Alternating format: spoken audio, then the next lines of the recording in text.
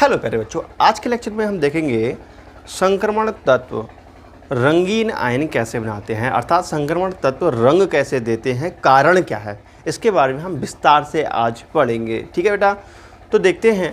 देखो, अधिकांश संक्रमण तत्व रंगीन आयन बनाते हैं।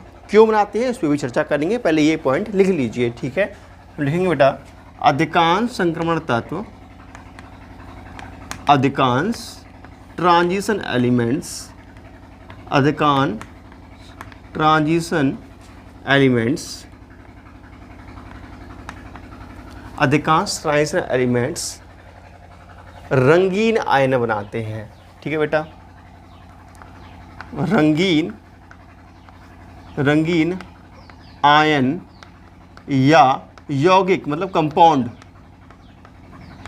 यौगिक बनाते हैं। ठीक है, क्यों बनाते हैं, कारण क्या है इसका। ठीक है, क्यों बनाते हैं इसका एक्सप्लेनेशन देख लेंगे बेटा, थोड़ा सा इसका एक्सप्लेन देंगे क्यों बनाते हैं। आखिर ये है ना एक्सप्लेनेशन।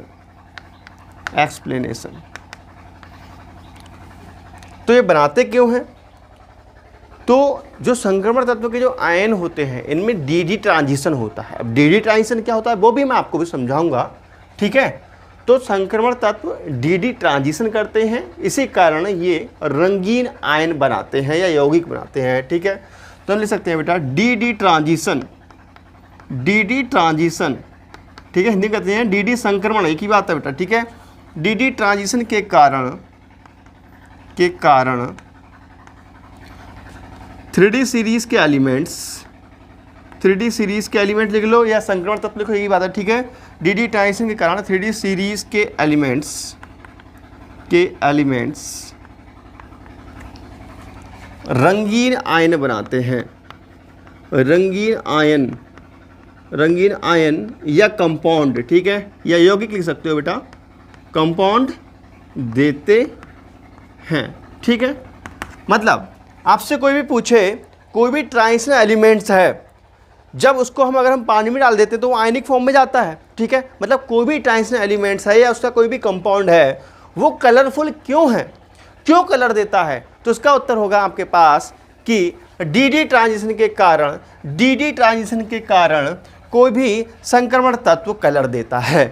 अब ये डी ट्रांजिशन क्या है और कलर देता कैसे है, पूरी थ्योरी क्या है इसकी, तो इस चीज़ को समझेंगे बेटा डी ट्रांजिशन क्या है। ठीक है, तो नोट कीजिए, मैं डी ट्रांजिशन आपको समझाता हूं विस्तार से अभी।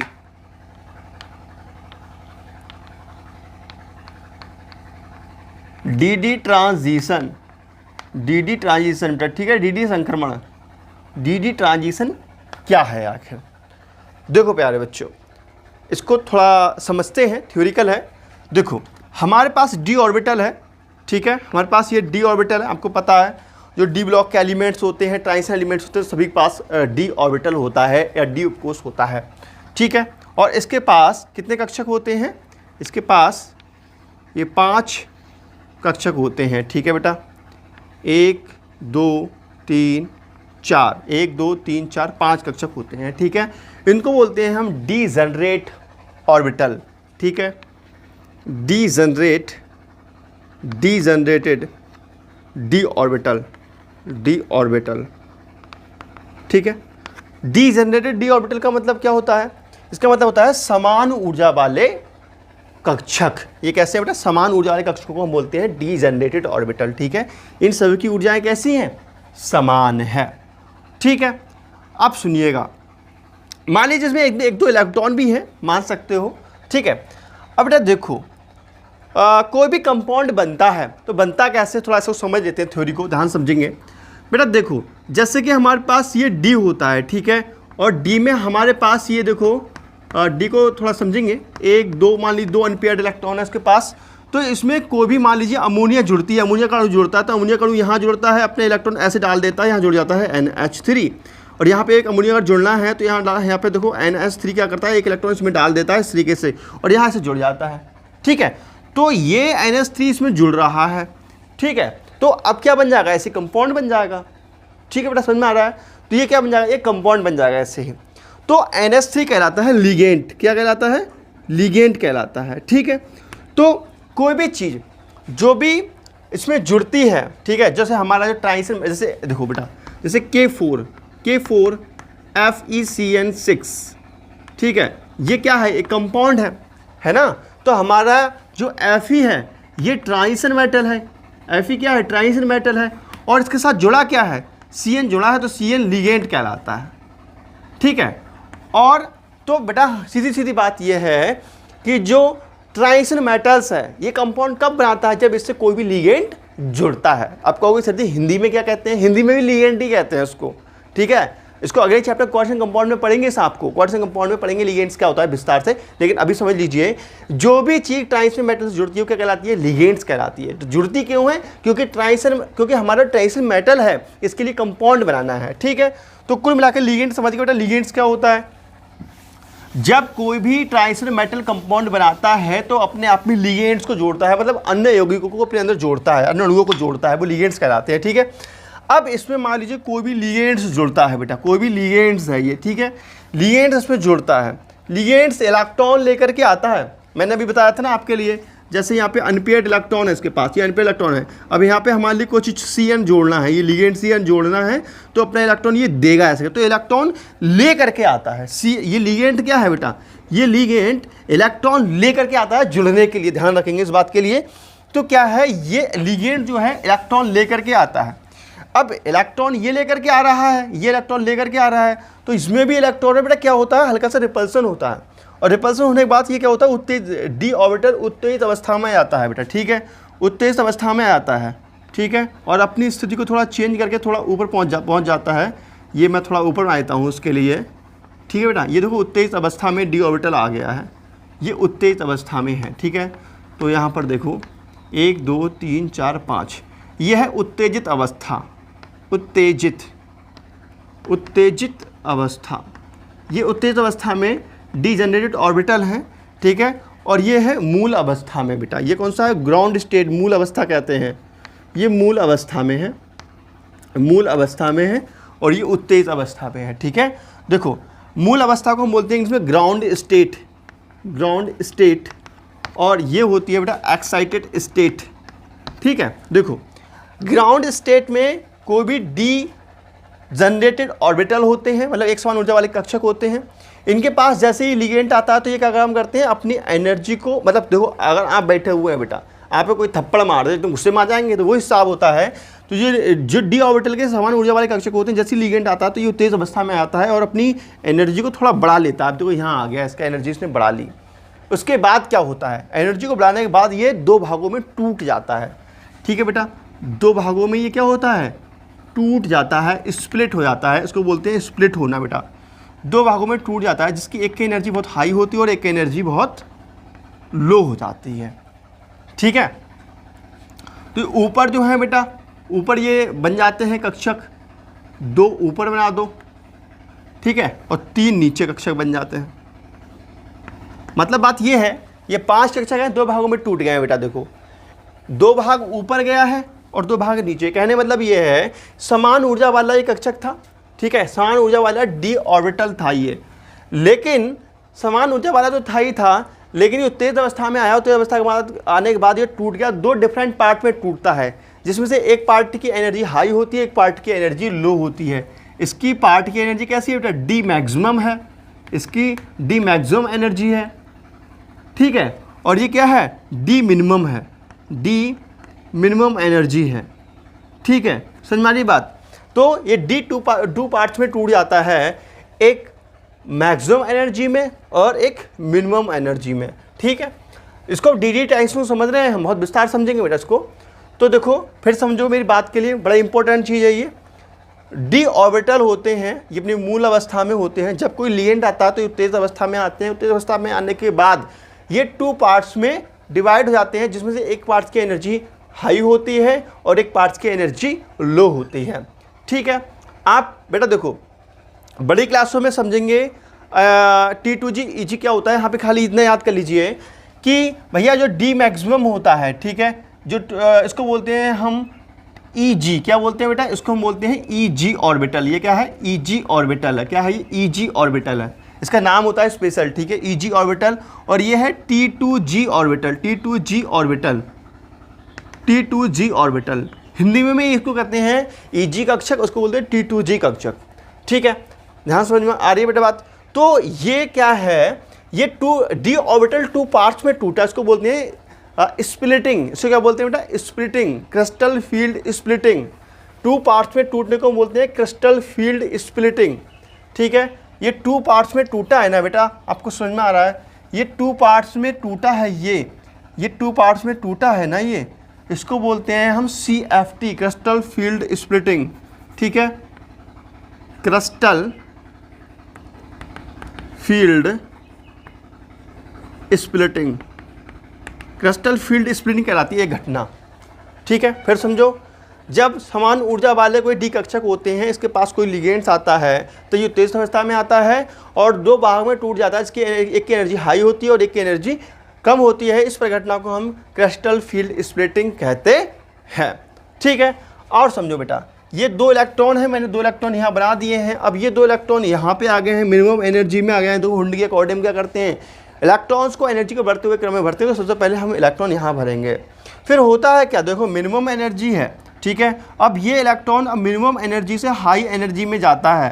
ठीक है बेटा, मान लीजिए हम एक ही इलेक्ट्रॉन बना दे रहे हैं। चलो, अब ये मिनिमम एनर्जी से हाई एनर्जी में जाता है, ये इस तरीके से जाता है बेटा। देखो ये यहाँ जाता है ऐसे करके। ठीक है, ये यहाँ जाता है और यहाँ पर है, और यहाँ पर ये थोड़ी देर तक रहता है, उसके पश्चात ये पुनः वापस आता है। समझ में आ रही है? और ऐसा होता क्यों है, जाता ही क्यों है, उसको समझो, जाता क्यों है बेटा, इसको समझो पहले, जाता क्यों है। ठीक है, देखो अब ऐसा है, ये स्प्लिटिंग हो चुकी है। स्प्लिटिंग हुई क्यों स्प्लिटिंग हुई, क्योंकि कोई लिगेंड्स अप्रोच कर रहा था, कोई लिगेंड्स की तरफ आ रहा था। तो ये क्या हुआ, तेज अवस्था में आकर इसने स्प्लिटिंग कर दी, एक की एनर्जी हाई हो गई, एक एनर्जी लो हो गई। अब बेटा जैसे इस पर सनलाइट पड़ती है ना, इस पर क्या होता है, जब कंपाउंड पे सनलाइट पड़ती है। ठीक है बेटा, अब देखो मैं दिखा रहा हूँ, कंपाउंड पे सनलाइट पड़ती है बेटा। ये क्या है, ये कोई भी सनलाइट पड़ रही है। ठीक है, सी दिखाते हैं सनलाइट। तो ये क्या है, ये कोई भी सनलाइट पड़ रही है बेटा। ठीक है, ये सनलाइट पड़ी, बहुत सारे कलर होते हैं सनलाइट में, 7 कलर होते हैं, लेकिन मैं यहाँ पे 2 ही कलर दिखा देता हूँ। ये सनलाइट पड़ रही है इसके ऊपर। ठीक है, तब ये इलेक्ट्रॉन क्या काम करता है, इस एनर्जी को एब्जॉर्ब करता है सनलाइट की, और ये उत्तेजित अवस्था में जाता है और इस तरीके से ऑर्बिटल ऊपर वाले में चले जाता है। फिर यहाँ कुछ समय तक रहता है, फिर ये वापस आ जाता है। ठीक है, फिर क्या होता है बेटा, वापस अपनी कक्षा में इस तरीके से नीचे को ये आता है। तो ये जैसे जितनी देर तक सूर्य के प्रकाश पड़ता रहता है तो ऊपर जाता है, नीचे जाता है, ऊपर जाता है, नीचे आता है, ये इलेक्ट्रॉन काम करता है। और इस घटना को बोलते हैं डी ट्रांजिशन। इसको बेटा हम क्या कहते हैं, इसको बोलते हैं डी ट्रांजिशन। इस घटना को हम क्या बोलते हैं बेटा, डी ट्रांजिशन। डी ट्रांजिशन, इसको क्या बोलते हैं हम, डी ट्रांजिशन। ठीक है, मतलब डी ट्रांजिशन समझो बेटा, जब निम्न ऊर्जा के कक्षक, ठीक है, डी ऑर्बिटल के, मतलब जो डी ऑर्बिटल है मिनिमम एनर्जी वाला, ठीक है, जब डी निम्न ऊर्जा के कक्षक के इलेक्ट्रॉन उच्च ऊर्जा वाले कक्षक में जाते हैं और उच्च ऊर्जा से फिर वो नीचे आते हैं, ये इलेक्ट्रॉन का जाना और आना संक्रमण कहलाता है या डी ट्रांजिशन कहलाता है। ठीक है, तो इस दौरान क्या होता है, जब इलेक्ट्रॉन ऊपर नीचे आता है, तब ये जो एनर्जी होती है, ये जो एनर्जी होती है, इलेक्ट्रॉन अपनी एनर्जी भी इमिटेड करता है। इलेक्ट्रॉन एक साथ साथ क्या करता है, एनर्जी इमिटेड करता है, और वो एनर्जी हमें कलर के रूप में दिखाई देती है। अब इलेक्ट्रॉन कौन सी कलर निकालता है, इसको भी समझिएगा बेटा। तो जो भी इलेक्ट्रॉन कलर को अवशोषित करता है, इलेक्ट्रॉन जिस कलर को मतलब ये सनलाइट आ रही है बेटा, ठीक है, ये सनलाइट आ रही है, ठीक है, और सनलाइट आ रही है, तो ये इलेक्ट्रॉन जिस कलर को अवशोषित करता है, समझेंगे बात के लिए, ये इलेक्ट्रॉन जिस कलर को अवशोषित करता है उसका पूरक कलर उत्सर्जित करता है, पूरक कलर, एलिमेंट्री कलर। अब पूरक कलर क्या होते हैं वो भी समझो बेटा। पूरक कलर क्या होते हैं, पूरक कलर, पूरक कलर क्या होते हैं, इस चीज़ को थोड़ा सा समझ लो बेटा। पूरक कलर, ठीक है, पूरक कलर, पूरक रंग, ठीक है, एलिमेंट्री कलर कहते हैं इंग्लिश में, एलिमेंट्री कलर, एलिमेंट्री कलर कौन से होते हैं बेटा, समझो। ठीक है। तो एलिमेंट्री कलर को याद करने की टेक्निक बताता हूँ मैं आप लोगों के लिए। एलिमेंट्री कलर याद करने की टेक्निक बताता हूँ मैं आप लोगों के लिए, ठीक है। टेक्निक क्या है वो समझेंगे ज़रा। देखो टेक्निक क्या है, पूरा कलर याद करने की टेक्निक, ठीक है। तो पूरा कलर याद करने की जो ट्रिक है वो समझो बेटा। ट्रिक है, देखो ट्रिक है वैजनी, वैजनी, ठीक है, वैजनी हपी नाला, वैजनी हपी नाला, जा क्रॉस कर दो, वैजनी हपी नाला, ये पूरा कलर हो गया सारे के सारे, ठीक है। कैसे, देखो बेटा, वैजनी हपी नाला, देखो वैजनी, वैजनी का मतलब वैगनी, वैगनी, ये बैगनी हो गया, ठीक है। उसके बाद बेटा जामुनी, जामुनी नहीं है, जा तो काट दिया, नीला, ये कैसा होगा बेटा, नीला, नीला। उसके बाद में क्या है, हरा, ये हो गया हरा।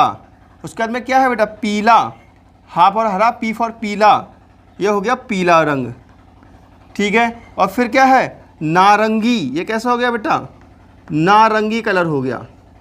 और फिर कैसा हो गया बेटा, लाल, ये लाल कलर हो गया, ठीक है। अब देखेंगे, अगर मान लीजिए इसने पीला कलर अवशोषित किया है, मान लीजिए इस कंपाउंड ने कौन सा कलर अवशोषित किया बेटा, मान लीजिए पीला कलर अवशोषित किया है, इस इलेक्ट्रॉन ने पीला कलर ये अवशोषित किया है, पीला कलर अवशोषित किया है, तो ये कंपाउंड कौन सा कलर उत्सर्जित करेगा, तो पीले का एलिमेंट्री अवशोषित करेगा, पीले का पूरा कलर निकालता है, ठीक है बेटा। तो इसने पीला कलर अवशोषित किया है, तो पीला कलर देखो बेटा, ये कलर इसने अवशोषित किया है, पीला कलर इसने अवशोषित किया है इलेक्ट्रॉन ने, इलेक्ट्रॉन ने पीला कलर अवशोषित किया है, इलेक्ट्रॉन ने पीला कलर अवशोषित किया है। तो उत्सर्जित कौन सा करेगा, उत्सर्जित करेगा बैगनी कलर बेटा, बैगनी कलर उत्सर्जित करेगा ये, ठीक है। पीला कलर इसने अगर अवशोषित किया है तो ये बैगनी कलर अवशोषित उत्सर्जित करेगा, बैगनी कलर, ठीक है, बैगनी कलर उत्सर्जित करेगा यहाँ पर ये, ठीक है। अब तो समझ में आ रहा है बेटा।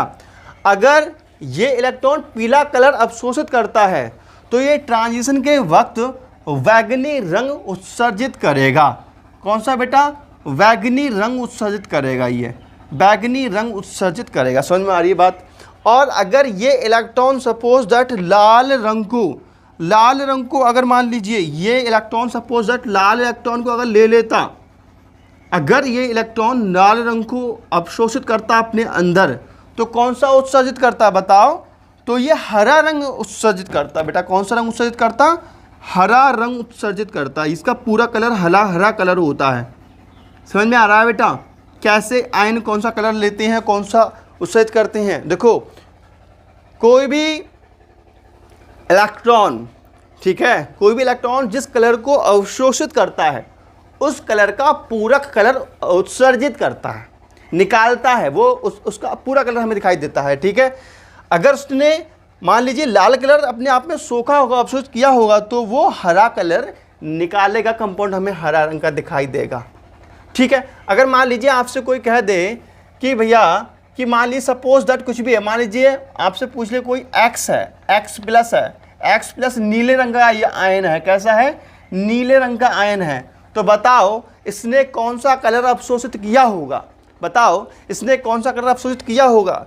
तो बेटा नीले रंग का अगर आयन है ये, ठीक है, कैसे रंग का है, नीले रंग का आयन है, तो इसने नारंगी कलर अवशोषित किया होगा, कैसा किया होगा बेटा, नारंगी कलर अवशोषित किया होगा, ठीक है। समझ में आ रहा है बेटा क्या होता है, डी ट्रांजिशन समझ में आ गया। एक बार सब फिर समझाता हूँ डी ट्रांजिशन क्या होता है।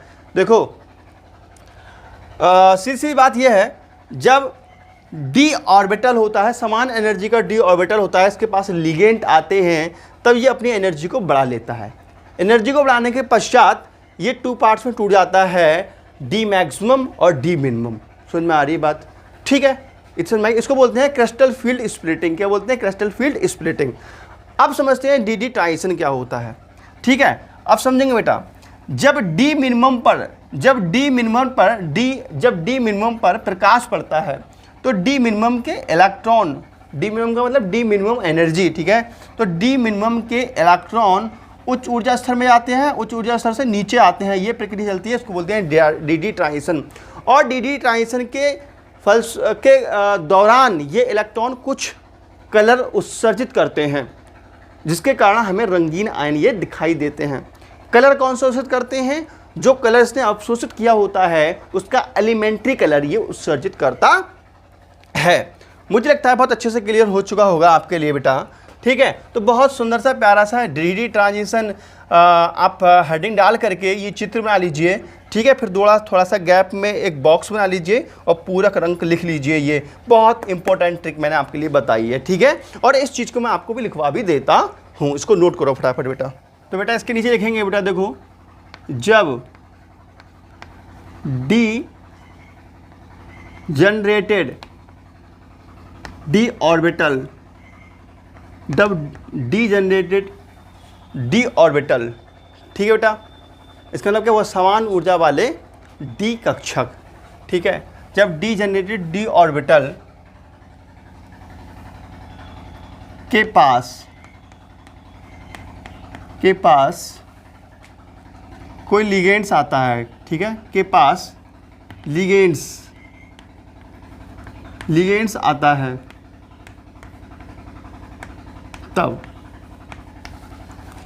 तब ये ऑर्बिटल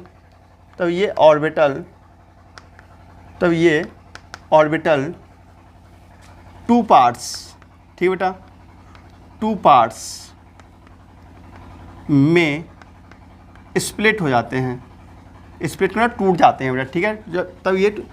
तब ये ऑर्बिटल टू पार्ट्स में स्प्लिट हो जाते हैं,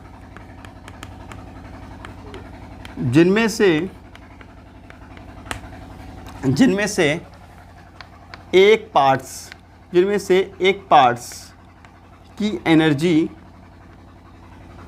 एनर्जी हाई होती है डी मैक्सिमम, एंड दूसरे पार्ट की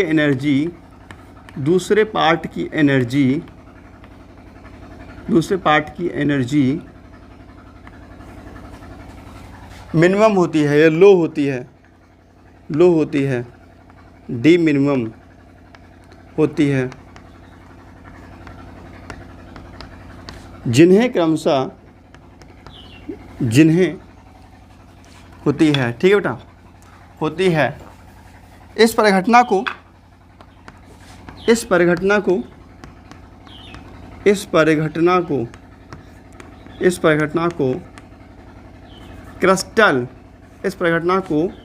क्रिस्टल फील्ड स्प्लिटिंग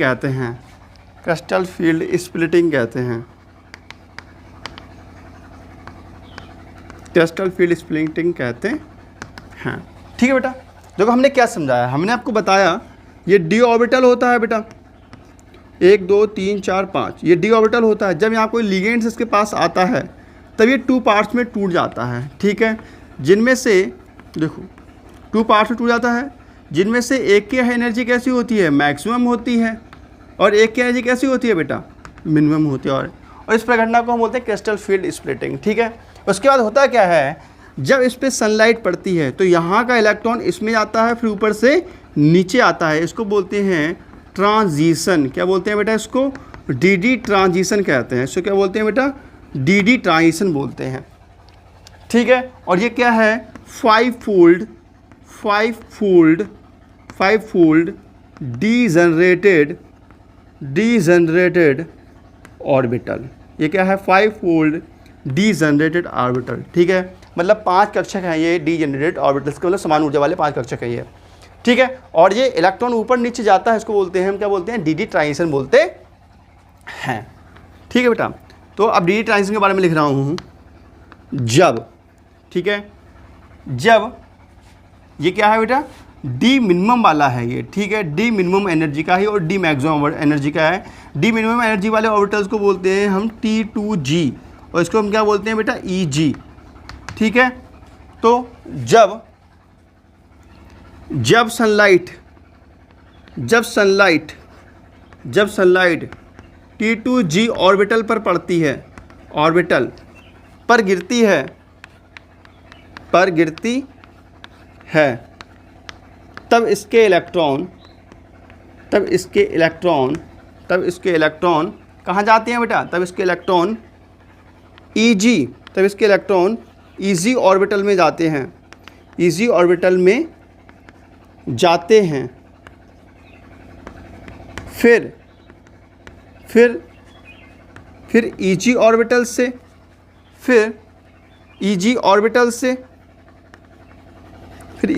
से पुनः वापस आते हैं,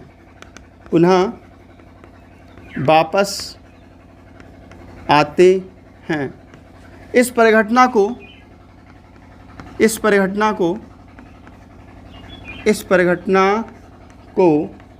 डीडी ट्रांजिशन कहते हैं बेटा। क्या कहते हैं? डीडी ट्रांजिशन कहते हैं। इस परिघटना को डीडी ट्रांजिशन कहते हैं। ठीक है, इस परिघटना को डीडी ट्रांजिशन कहते हैं। ठीक है, और चलो इसको मैं देता हूँ, फिर लिखवाता हूँ और बात को आपको। ठीक है बेटा, और मैं आपको लिखवाने वाला हूँ, और डीडी ट्रांजिशन के दौरान, ठीक है, ये इलेक्ट्रॉन कुछ ऊर्जा को उत्सर्जित करते हैं जो हमें कलर के फॉर्म में दिखाई देती है। ठीक है, लिखेंगे हम डीडी ट्रांजिशन की घटना में इलेक्ट्रॉन जिस कलर की लाइट को अवशोषित करते हैं, कि लाइट को अवशोषित करके, ठीक है, कि लाइट को अवशोषित करते हैं,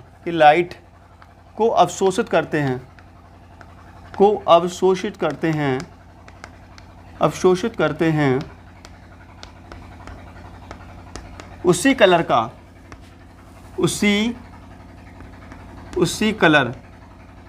का एलिमेंट्री कलर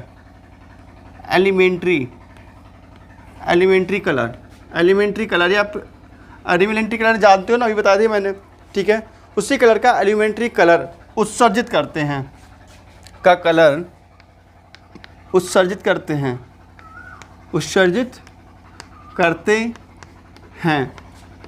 जो हमें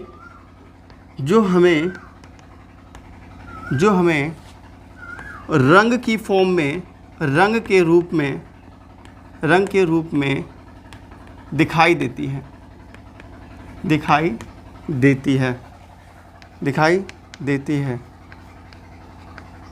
ठीक है, ये हम कह सकते हैं उत्सर्जित करते हैं, जिस कारण हमें, ठीक है, ऐसे लिख सकते हैं इस चीज़ को। देखो बेटा, एलिमेंट्री कलर का उत्सर्जन करते हैं जिस कारण हमें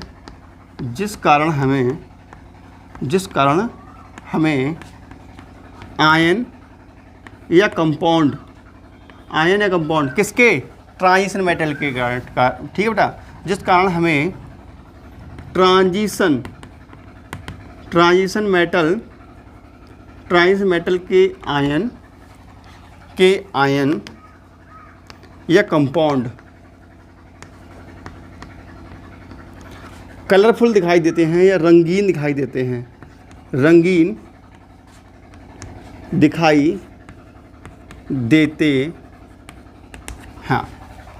ठीक है, बात क्लियर हो गई बेटा, कलर क्या दिखाई देता है।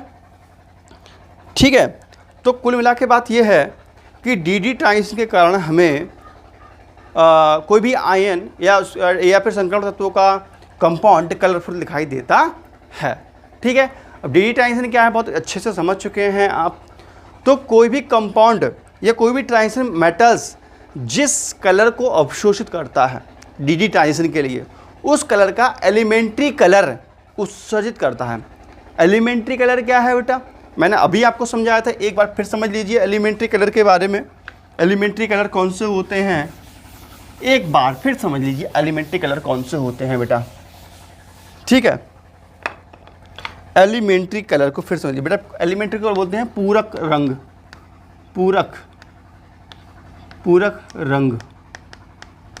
बेटा। ठीक है, बोलते हैं एलिमेंट्री कलर।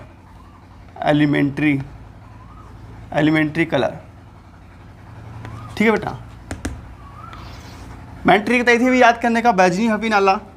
ठीक है, बैजनी हपी नाला, लिख लो क्लॉक वाइज, घड़ी की डायरेक्शन में हम चलेंगे। ठीक है बेटा,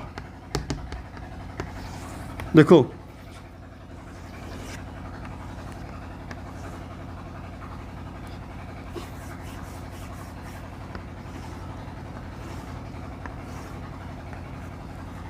ठीक है बेटा, अब देखो क्लॉक वाइज इधर को चलेंगे हम लोग। ठीक है, तो देखो बैचनी हपी नाला से, तो बेटा देखो जा को काट देंगे। ठीक है, तो ये हो जाएगा वैगनी।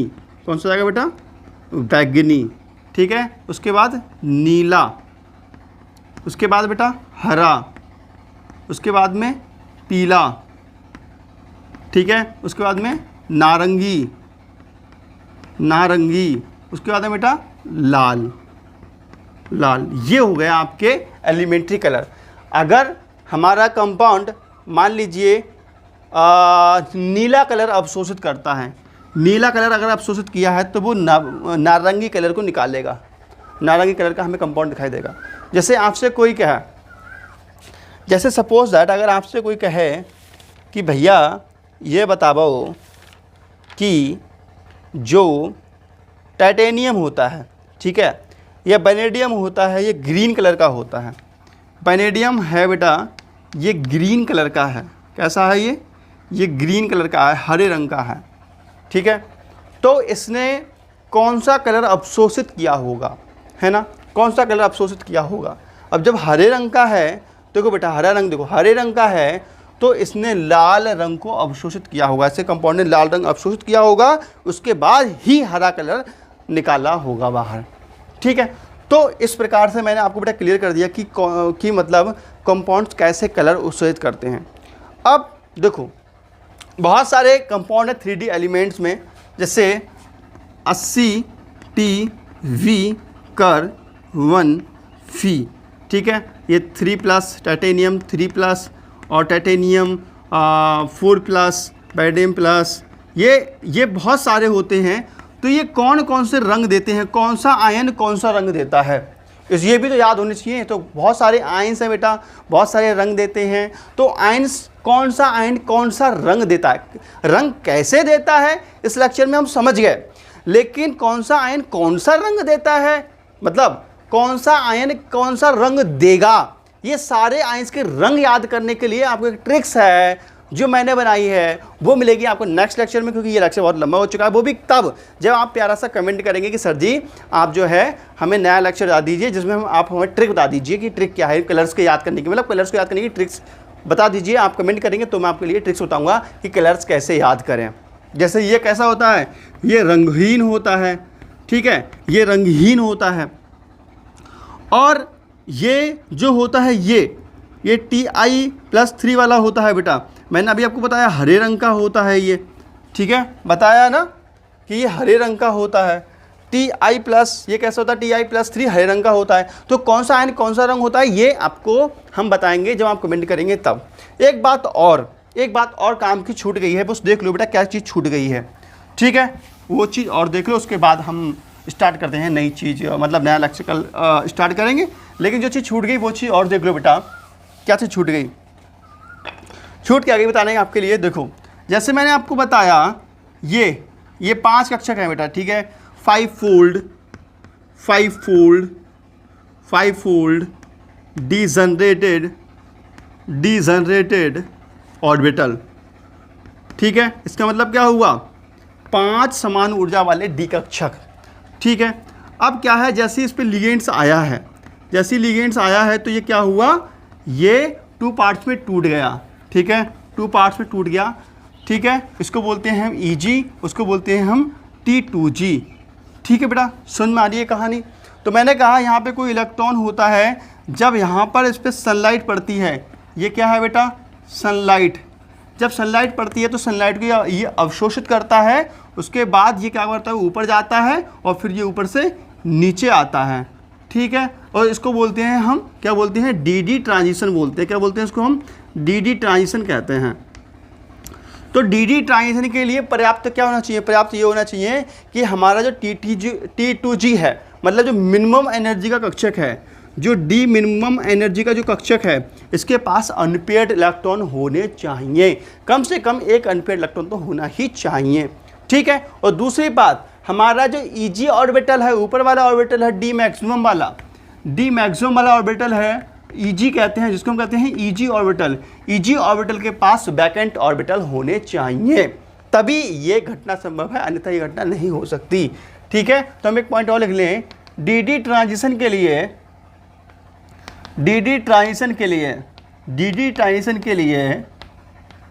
यह आवश्यक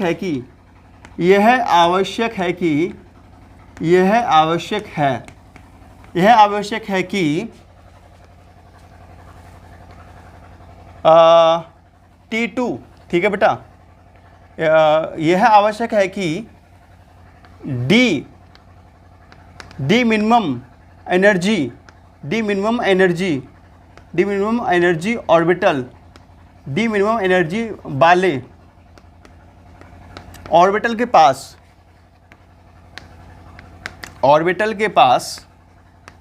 पास अनपेयर्ड इलेक्ट्रॉन हो, अयुग्मित कहते हैं हिंदी में बेटा, अयुग्मित इलेक्ट्रॉन हो, और डी मैक्सिमम ऑर्बिटल, ठीक है, और डी मैक्सिमम एनर्जी वाले ऑर्बिटल के पास वैकेंट डी ऑर्बिटल हो, खाली वैकेंट डी ऑर्बिटल हो, तभी ये घटना हो सकती है, वरना नहीं।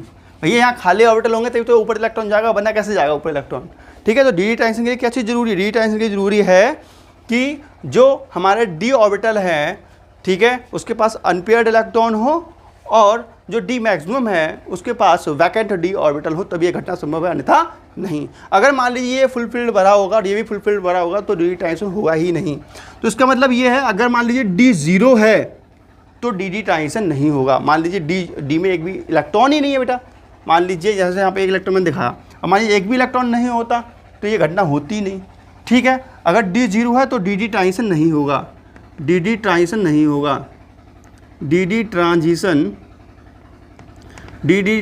होगा। अगर मान लीजिए डी 10 है, फुल फील्ड भरा है, तो भी डी ट्रांजिशन नहीं होगा,